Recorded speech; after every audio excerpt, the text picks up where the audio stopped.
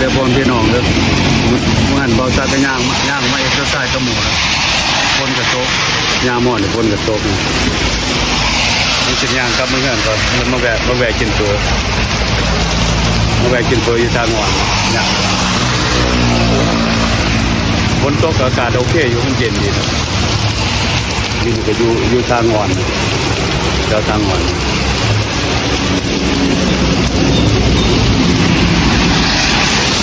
เป็นห้านของพี่น้องของงานนาพี่น้องของงานข้าบอยรัดข้าบอยแต่ว่ามันรัดใจดีเลย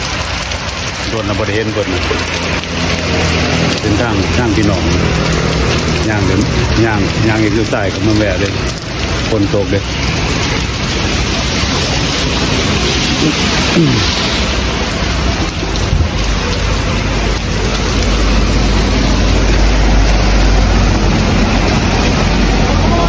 หาดมันเป็นไก่เจ้าดีเลยอยู่ทางวันเป็นกันขายหลายอย่างเลยคนตรงได้ไปแซมมาแซมอะไร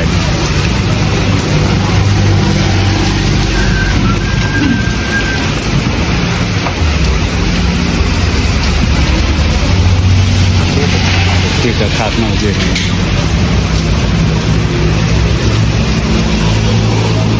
ที่จะเป็นให้เป็นตัวเลยนะโอเคให้เป็นตัวเลย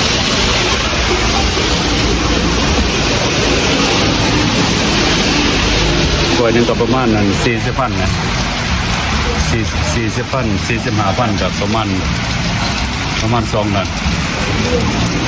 ประมาณ2 ล้าน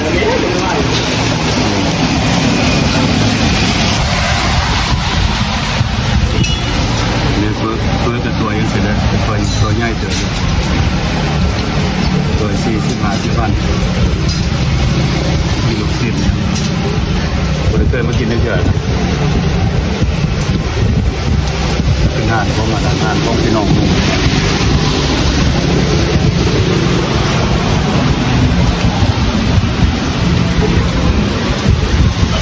ต้องกลุ่มก็มีหลายอย่าง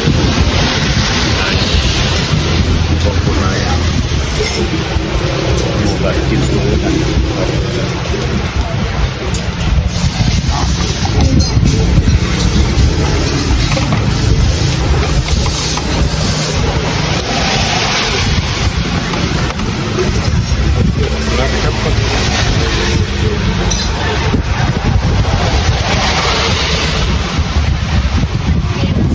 ลองซิมน้ำแล้วเป็นอะไรหน่วยวะกันอาหารเนี่ยเพื่อรสชาติรู้สึก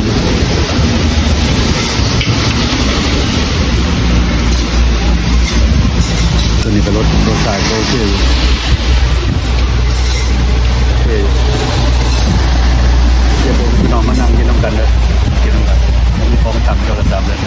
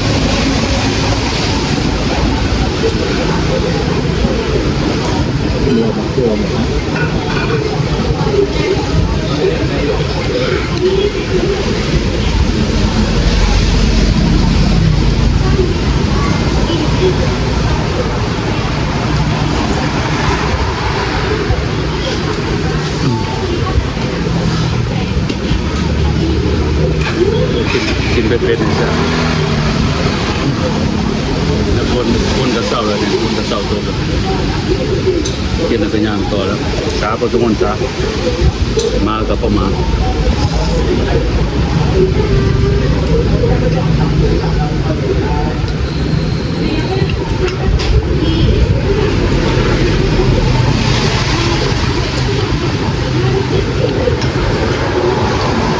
ก็จะเป็นหายเป็นสวยเลยนะ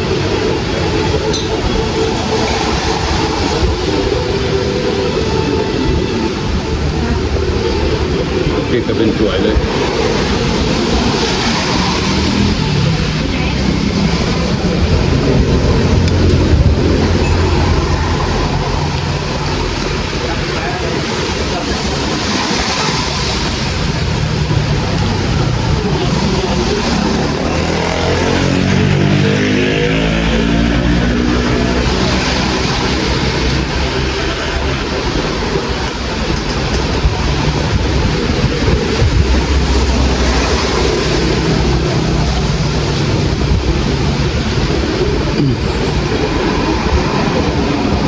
วัดเสียงไปสุดทางงอนหรือหอดทางงอนก่อนคนโตก่อน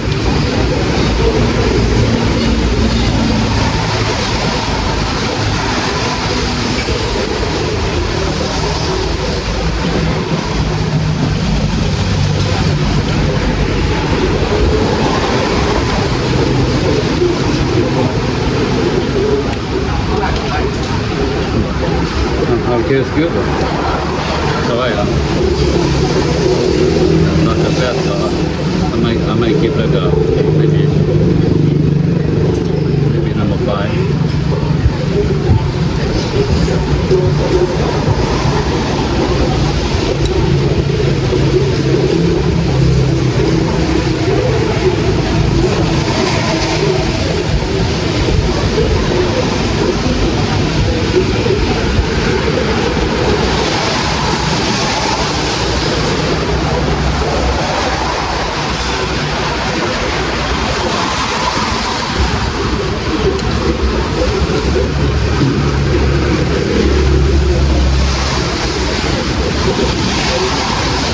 เจ็ดขนาดนั้นกินลูกเกดทานหน่อยแล้ว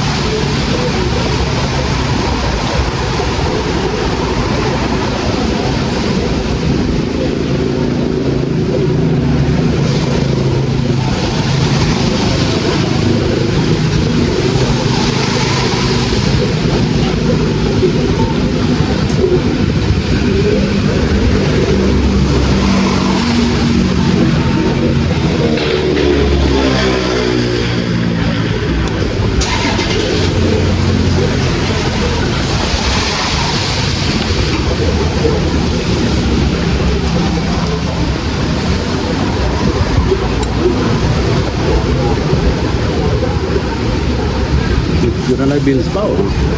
ไอ้บิ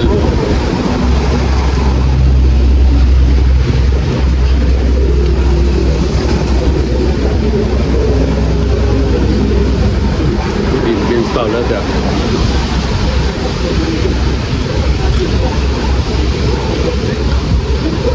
ชื่อเลขก็ได้ก็ชื่อนี่จ้ะ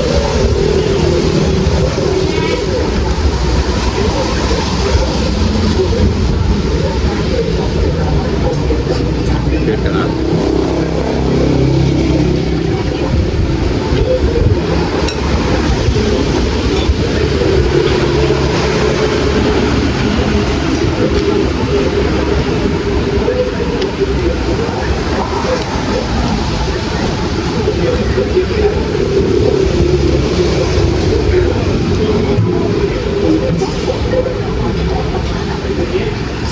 แซ่บ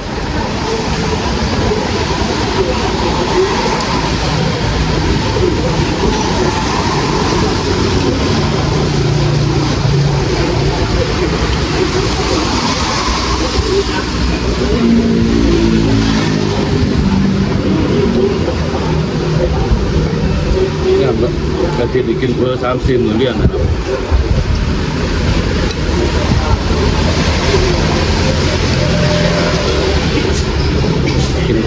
กินเพื่อ30 มื้อแล้ว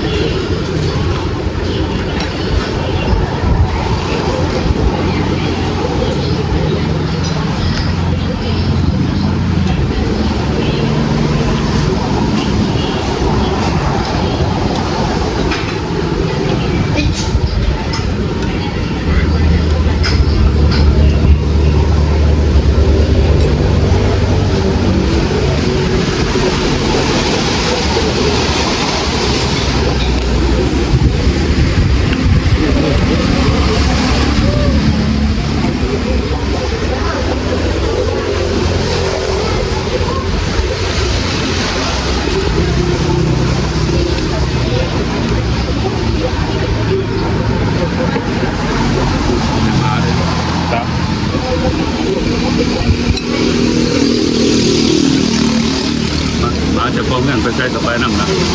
นางเป็น2 ชั่วโมงกับยางตาม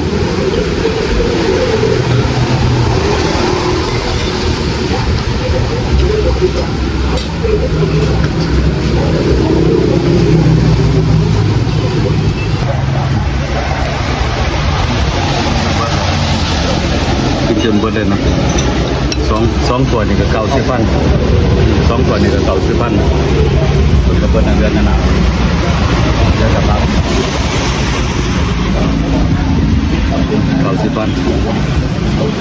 คนก็เศร้าโศกเลยจนนั่งเสียยากตามคืนเศร้าโศกกับคนกัน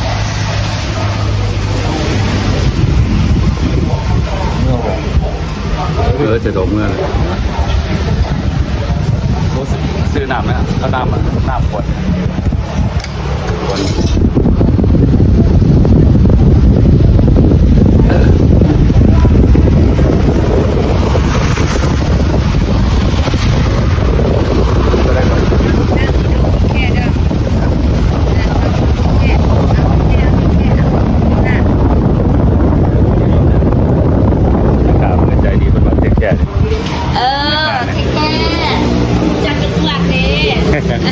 หมู่กันออกมาพร้อมกันนะโอเคขอบใจหลายเด้อมื้อหน้าสิไม่ไหวโอเคขอบใจ